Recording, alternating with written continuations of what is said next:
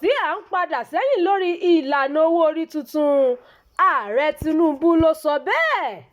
Ààrẹ Nàìjíríà Bọ́lá Ahmed Tinubu ti ní kò sí à ń padà sẹ́yìn lórí ọ̀rọ̀ owó orí tuntun èyí tó máa bẹ̀rẹ̀ lónìí ọjọ́ kìíní oṣù kìíní ọdún 2026. Tinubu sọ èyí nínú àtẹ̀jáde kan tó fi léde pé gbogbo awuyewuye tó ń wáyé lórí ọ̀rọ̀ owó orí náà báwọn kan ṣe ń pè fún kí ìjọba ṣe ìdádúró àmúṣẹ owó orí náà kò tọ́ láti ṣe bẹ́ẹ̀.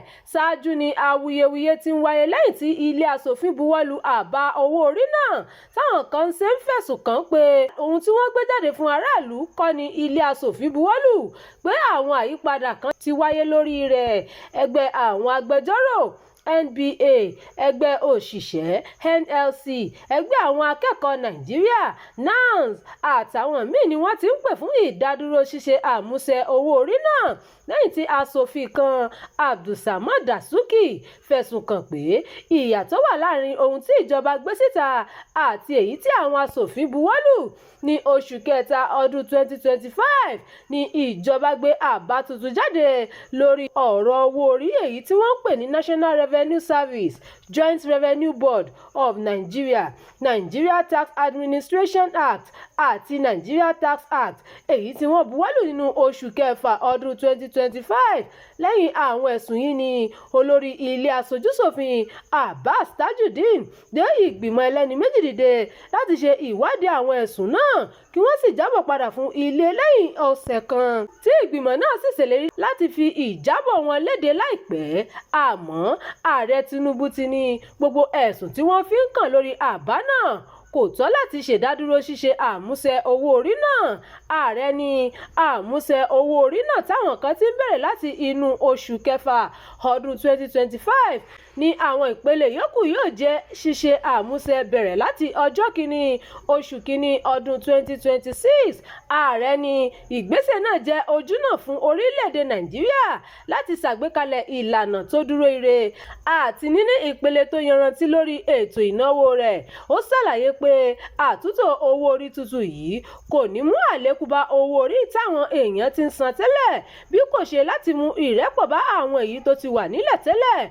Ó wá rọ gbogbo àwọn alẹ́nulọ́rọ̀ láti ṣe àtìlẹ́yìn fún ìpele ṣíṣe àmúṣe òfin náà èyí tó ti dé báyìí. Ó fi kún un pé ìṣèjọba òun mọ̀ sí gbogbo awuyewuye tó ti ń wáyé lórí ọ̀rọ̀ owó orí tuntun náà èyí tó ní ṣe pẹ̀lú àwọn àyípadà tí wọ́n fẹ̀sùn kàn pé wọ́n ti ṣe sí i. Tinubu sọ àrídájú rẹ̀ pé ìṣèjọba òun ní ìfarajì sí títẹ̀lé ìlànà òfin àti ṣíṣe òótọ́ lórí òfin owó orí náà. Bákan náà ló ní iléeṣẹ́ ààrẹ ti ṣetán láti ṣiṣẹ́ pẹ̀lú ilé aṣòfin láti lè rí i dájú pé wọ́n ṣe àtúnṣe gbogbo àwọn kùdìẹ̀kudiẹ tó wà lórí ọ̀rọ̀ owó orí náà ní kíákíá.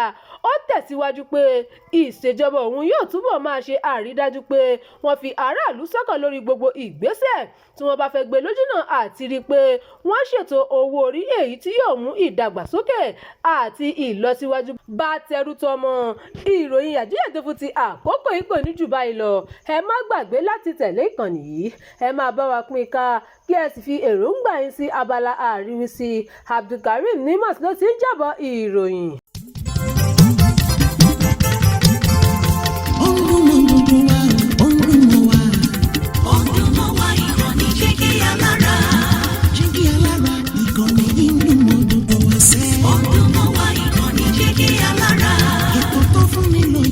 Ètò tó wà ní lọ́yẹ̀ wà ń bẹ̀. Ọdún mọ́ wá ìkànnì Jígí Alára. Ìròyìn lóríṣiríṣi tàbí mọ́ bó ṣe ń lọ láwùjọ. Ọdún mọ́ wá ìkànnì Jígí Alára. Ìkànnì Jígí Alára. Jígí Alára. Jígí Alára.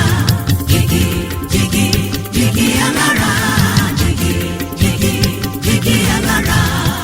Ìkànnì Jígí Alára 24 bàbá gbogbo.